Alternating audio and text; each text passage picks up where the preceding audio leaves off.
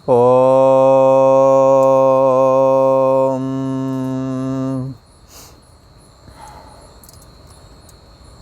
श्री योग वासिष्ठ के स्थिति प्रकरण में श्री वशिष्ठ जी महाराज बोले, हे राम जी, सबका कर्ता आपको कैसे जाने? सबका कर्ता आपको जानो कि कर्ता पुरुष मैं हूँ। श्री वशिष्ठ जी महाराज यहाँ 3 प्रकार की साधनाएं, अंतर्यामी चैतन्य सत्ता आत्मा को जानने के लिए 3 प्रकार की साधनाएं यहाँ बता रहे हैं। तरह तरह की साधना पद्धति, थोड़ा थोड़ा पॉइंट अलग करके श्री वशिष्ठ जी महाराज कहते हैं, हे राम जी, या तो ऐसा धारण करो, जब भी विचार दृष्टि से देखो सबका कर्ता आपको जानो। और कैसा जानो? कर्ता पुरुष मैं हूँ। तो किसी का ये बात अभी कहते था कर्ता मैं हूँ, ये तो भ्रम जैसी बात हो रही है। ये साधनाएं हैं, भिन्न भिन्न तरीके की साधनाएं हैं। अच्छा चलो, ये एक साधना तो ये हो गई। दूसरी साधना के लिए कहते हैं अथवा ऐसा जानो। पहली साधना तो बता दिए, सबका कर्ता आपको जानो, अपने आप को सबका कर्ता जानो। और कैसा धारण करना है? कर्ता पुरुष मैं ही हूँ। वो जो कर्तापन पैदा करता वो पुरुष मैं हूँ। हाँ, पुरुष का मतलब यहाँ परमात्मा जानना। भला वेद में पुरुष शब्द का अर्थ परमात्मा है, प्रकृति शब्द का अर्थ है माया। इसलिए प्रकृतम पुरुषम चैव विद्यनादि उपावपि, परमात्मा और प्रकृति 2 अनादि हैं। तो सब पहली साधना बताई, सबका कर्ता आपको जानो, कर्ता पुरुष मैं हूँ, ऐसा धारण करो। ठीक है, तो दूसरी साधना कौन सी बता रहे हो महाराज? तो दूसरी साधना बता रहे हैं अकर्ता जानो अपने को, हे राम जी, अथवा अपने को अकर्ता जानो और ऐसा धारण करो कि मैं कुछ नहीं करता। दूसरी साधना। अब तीसरी साधना कौन सी है महाराज जी? तब श्री वशिष्ठ जी महाराज कहते हैं, हे राम जी, अथवा दोनों निश्चय ही छोड़ दो। दोनों निश्चय त्याग करके तुम मन में किसी प्रकार का संकल्प ना उठने दो। निसंकल्प होकर बैठ जाओ, और तो क्या होगा? निसंकल्प निर्मल हो जाओ। मन में किसी प्रकार का संकल्प ना उठने दो। मन निर्मल हो जाएगा, और जब मन निर्मल हो जाएगा, संकल्प विकल्प से रहित होने पर मन को अमन कहा जाता है। जब तक मन में वासनाएं, संकल्प विकल्प है, तब तक जगत सत्य दिखता है, भोग पदार्थ रमणीक दिखते हैं। पाप पुण्य का कर्तापना इसके अंदर आ जाता, लिहाजा पाप पुण्य रूप कर्म के द्वारा बंध जाता है। इसलिए यदि निसंकल्प हो जाओ, मन में किसी प्रकार का कोई संकल्प ना हो, तो मन निर्मल हो जाता है। और निर्मल मल शीशा की तरह कहा गया है, कबीरा मन निर्मल भया जैसे गंगा नीर, पाछे पाछे हरि फिरें कहत कबीर कबीर। अब गंगा जी का निर्मल जल हो, ऊपर से किनारे से निकलो, नीचे छाया दिखती है। हाँ, ऐसे ही दर्पण के सम्मुख आप खड़े हो जाओ, साफ दर्पण के पीछे, तो उसमें चेहरा दिखेगा। तो दर्पण के पीछे पीछे आप घूमते फिरोगे, जहाँ जहाँ दर्पण होवेगा आपका चेहरा दिख ही जाएगा।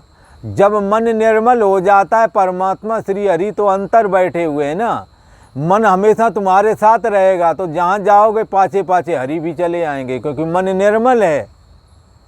दिल में है तस्वीर यार की, नजरें झुकाई और देख ली। हृदय में देश में अंगुष्ठ मात्रा पुरुषा अंतरात्मा सदा जनानाम हृदय सन्निविष्टः। अंगुष्ठ रूपी एक नाभि से 10 अंगुल ऊपर की ओर अंगुष्ठ मात्र एक हृदय गोलक है, इतनी मांसमय है, जहाँ पर संकल्प वो दिखता नहीं है, बुद्धि संकल्पात्मक बुद्धि वृत्ति रहती है। जिस संकल्पात्मक बुद्धि वृत्ति में चैतन्य सत्ता आत्मा संसर्ग करता है, जिससे हमें और आपको मैं हूँ ऐसा लगने लगता है। ये किसी यंत्र के द्वारा नहीं दिखेगा, हृदय की चीरा फाड़ी करने पर भी नहीं दिखेगा, क्योंकि जो मांसमय गोलक हृदय की है उसमें बुद्धि रूपी गुहा संकल्प है। संकल्प का कोई रूप आकार होता नहीं। अहम अस्मि का संकल्प, वो संकल्प है सतोगुणी।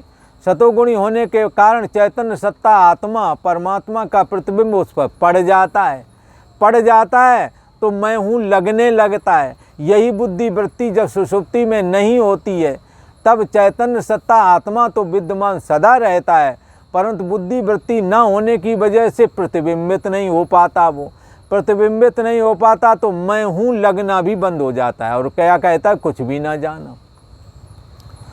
तो या तो ऐसा जानो, मन को निसंकल्प बना लो, मन को वासनाओं से रहित करके संकल्प विकल्प से रहित बना करके कैसा हो जाना है, हाँ निसंकल्प। निसंकल्प होने से निर्मल हो जाएगा मन, और निर्मल मन में मैं आत्मा हूँ, मैं ब्रह्म हूँ। देहाभिमान गल जाता है, देह और जगत की पर जो सत्यत्व बुद्धि है ये भ्रम निकल जाता है। आत्मा ही मैं हूँ, शुद्ध चेतन हमारा स्वरूप है, ऐसा ज्ञान उसके अंदर दृढ़ हो जाता है। मन को निसंकल्प रूप ध्यान किए बगैर कोई ज्ञान को उपलब्ध नहीं हो सकता है। इसलिए बहुत संतों ने अपने हिसाब से बोला है, कहते हैं ध्यानम बिना नैव ज्ञानम। ध्यान के बगैर ज्ञान नहीं संभव है। जब मन निर्मल होवेगा, एकाग्र होवेगा, उसमें जब चैतन्य सत्ता प्रतिफलित होवेगी तो मन वासना से चूंकि रहित है, इसलिए मन अपना अभाव निश्चय कर लेता है। चैतन्य सत्ता आत्मा ही उसे मुख्य तौर पर अपना मैं लगने लगती है। शरीर मन इंद्रिय वाली मैं एक घटिया और आने जाने वाली है, ऐसा जान करके वो इस रहस्य को जानने वाला साधक शरीर से असंग, मन इंद्रिय आदि से असंग रह करके आसक्ति रहत और असंगता बुद्धि धारण करके स्वम अस्मि, वो बुद्धि वो परमात्मा मैं ही हूँ, वो चैतन्य सत्ता आत्मा मैं ही हूँ, ऐसा धारण कर लेता है। इसलिए एक साधना तो ये है क्या कि सबका कर्ता आपको जानो। बोले कैसे जाने सबका कर्ता? बोले सब में चैतन्य सत्ता, तुम आत्मा हो और आत्मा की सत्ता सबकी बुद्धि पर पड़ रही है, और सभी की बुद्धि जब सक्रिय होती है तभी मन इंद्रियां आदि चेष्टा करते हैं, तभी क्रिया होती है। क्रिया करने से कर्ता कहा जाता है।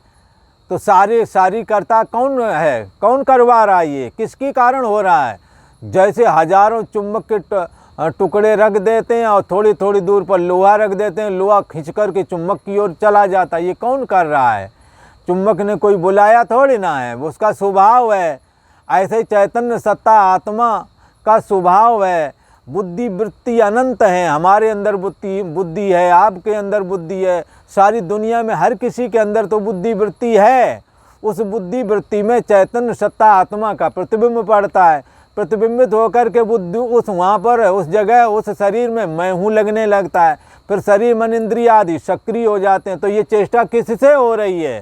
चैतन्य सत्ता आत्मा की समीपता मात्र से। वो कोई जाकर के संबंध या रिश्ता बनाने आत्मा नहीं गया, उसकी समीपता से बुद्धि चेष्टावान हो जाती है, जिसको गीता में कहा गया है मया दक्षिण प्रकृति सूयते सचराचरम। मुझ चैतन्य सत्ता आत्मा की समीपता मात्र से प्रकृति चराचर जगत की रचना कर देती है, और प्रकृति का ही अंश बुद्धि है। ये बुद्धि सभी के अंदर प्रकृति ही बुद्धि बनकर स्थित है।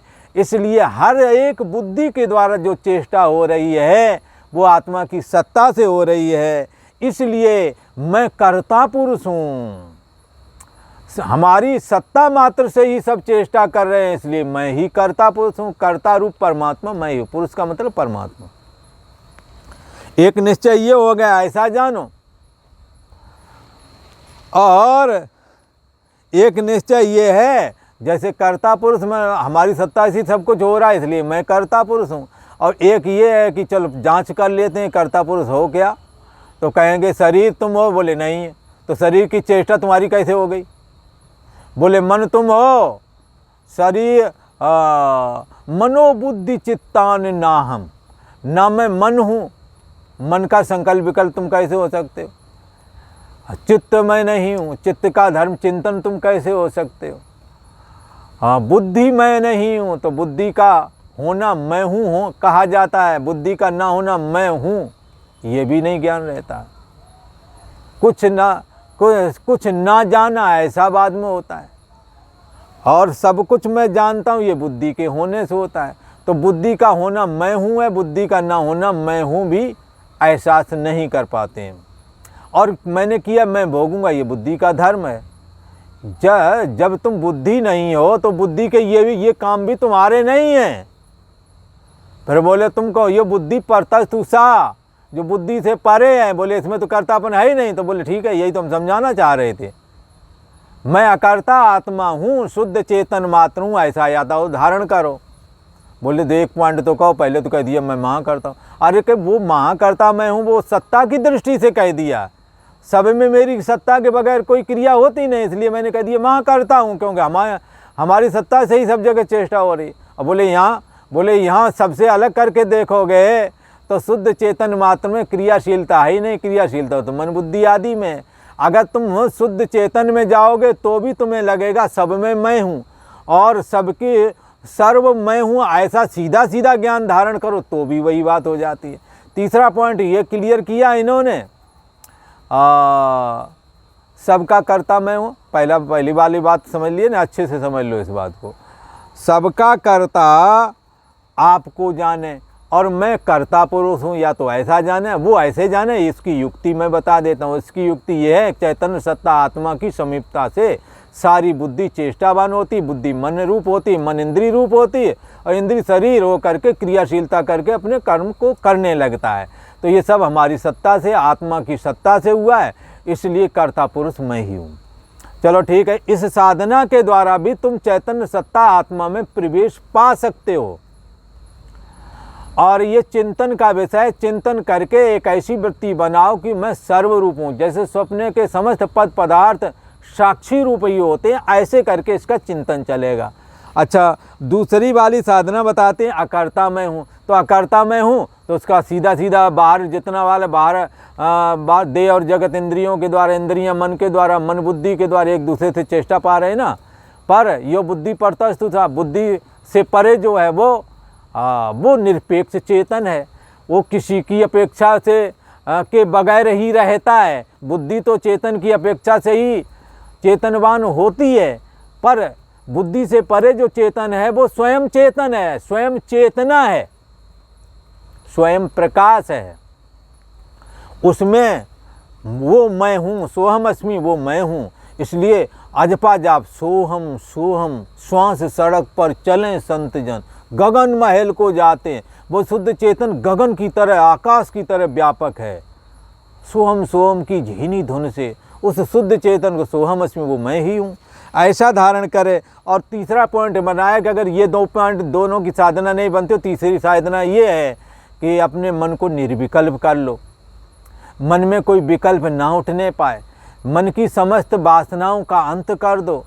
जैसे कि रामचरितमानस में आता है, काकभूषुंडी ने अपने पिछले जन्म में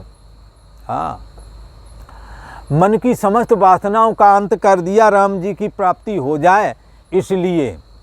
तो वहाँ लिखते हैं, मन से सकल वासना भागी, मन से सकल वासना भागी, केवल राम चरण रति लागी। अब मन से सारे संकल्प विकल्प शांत हो जाएं और केवल परमात्मा का चिंतन ही रह जाए, कोई वासना, तो भी वो मन शुद्ध चेतन में आपको लीन कर देगा। जिसके लिए कहा, आत्म संस्थम मना कृत्वा न किंचिदपि चिंतयेत्। तुम अपना जीव भाव रूप इस मन को जो वासनाओं से भरा है, वासनाओं से रहित बना करके है और जानना पना मात्र साक्षी साधना के माध्यम से मन को अमन बना लो। अर्थात जब आप अपने पॉइंट पर सजगता पूर्वक स्थित होवेंगे और मैं जान रहा हूँ, मैं हूँ और जान रहा हूँ, ऐसे पॉइंट पर रहोगे और फिर दृश्य जगत का आपको भान होवेगा, फिर धीरे धीरे इंद्रियों का, फिर मन का भान होवेगा। एक दिन मन जो भी भान होवेगा वो मिट जाता है, मन दिखेगा, मन भी मिट जाएगा, रह जाएगा अकेला एक चेतन आत्मा। इसलिए देखो देखो कैसी साधना करनी है, देखो देखो देखने वाले को देखो, कौन देख रहा है भीतर से, को देवा जो मन साक्षी, कौन सा देव है जो मन को जान रहा है। जो मन को जान रहा है वो मन के अभाव को भी जान जाता है। जिसने मन के होने और न होने को जाना है सा आत्मा, यही आत्मा है, स विज्ञेया, यही जानने योग है। स हरि स शिवा, यही परमात्मा श्री हरि है, यही शिव है, हाँ यही दुर्गा है, यही गणेश है, यही सूर्य है, यही सब कुछ है। इसलिए सब गोविंद है, गोविंद बिन नहीं आओ। यही गोविंद है, यही परमात्मा श्री कृष्ण है। इसलिए यहाँ कहा, हे राम जी, तीनों प्रकार की साधना में जो आपको अच्छा लगे धारण करो। श्री वशिष्ठ जी महाराज कहते हैं, हे राम जी, तीनों प्रकार की साधना करने वाले को वही सत्ता, जो आत्म सत्ता है, उसकी प्राप्ति हो जाती है। अर्थात निसंकल्प और निर्मल हो जाओगे तो तुम्हारा जो स्वरूप है वही सत्ता शेष बचेगी। तीनों साधनाओं के द्वारा समान सत्ता अर्थात चैतन्य आत्मा ही बचता है। और यह जगत है, यह मैं हूँ, यह मेरा है, ये सब माया की वजह से दिखता है। ऋते अर्थम यत प्रतीयेत न प्रतीयेत चात्मनि तद विद्यादात्मनो माया में था वासो यथा थमा। जो दिख रहा है जगत, जो नहीं दिख रहा है, भगवान श्री कृष्ण ने कहा ये हमारी माया है। तो ये कुत्सित विचार है, इसका त्याग कर दो राम जी। इस अभिमान में स्थित नहीं होना तुम। हे राम जी, इस देह में अहंकार काल सूत्र नाम के नरक की प्राप्ति का कारण बनता है। गंदे कर्म हो जाते हैं और काल सूत्र नरक जैसे भयानक स्थानों में हमके दूध गिरा देते हैं। नरक का जाल है, शस्त्र की वर्षा होती है वहाँ काल सूत्र में नाम के नरक में शस्त्रों की वर्षा होती है। और इससे हे राम जी तुम देहाभिमान, इससे देहाभिमान दुखों का कारण है, इससे अपने को रहित बनाना है। इससे पुरुष प्रयत्न करके, पुरुष का प्रयत्न अपने पुरुषार्थ के द्वारा क्या करना है, इसका देहाभिमान का त्याग करो राम जी। यह सबको नाश करता है देहाभिमान। किसी ने तो कह दिया देह को मैं मानना सबसे बड़ा ये पाप है, सब पाप इसके पुत्र हैं, सब पाप का ये बाप है, भला ऐसा भी कहते हैं। इसलिए यह सबका नाश करने वाला देहाभिमान है। तो फिर जाति का अभिमान, सुंदरता कुरूपता का अभिमान, जितने अभिमान शरीर के माध्यम से ही पुरुष के अंदर प्रवेश कर जाते हैं। हे राम जी, भावी कल्याण जो श्रेष्ठ पुरुष हैं वे इसका स्पर्श नहीं करते, अर्थात अभिमान से अपने को अलग रखते हैं, देहाभिमान से अपने को रहित बना लेते हैं। हे राम जी, जैसे चांडाली के गोद में स्वान का मांस हो तो उसके साथ श्रेष्ठ पुरुष संग नहीं करते। जैसे कोई चांडाली हो, कुत्ते का मांस लेकर के बैठी हो तो उसको चाहे जितनी सुंदर बनी रहो उसकी ओर श्रेष्ठ पुरुष कभी नहीं देखते। विषय लोलुप तो जाएंगे, उनको कौन मना कर सकता है, वो तो कहीं पर भी जाएंगे, पर श्रेष्ठ पुरुष कभी नहीं जा सकता। तैसे ही देहाभिमान से स्पर्श नहीं करना राम जी, जैसे चांडाली का स्पर्श नहीं करता श्रेष्ठ पुरुष, ऐसे ही हे राम जी तुम देहाभिमान से अपने को दूर कर लो, इसका स्पर्श ना होने देना। यह देहाभिमान यह महानीच है और यह अहंकार रूपी बादल नेत्रों के आगे पटल बन करके आ जाता है। इससे आत्मा नहीं भाषित होता है। जब विचार करके इस पटल को दूर करोगे तब आत्म सत्ता भाषित होगा। आज इतना ही।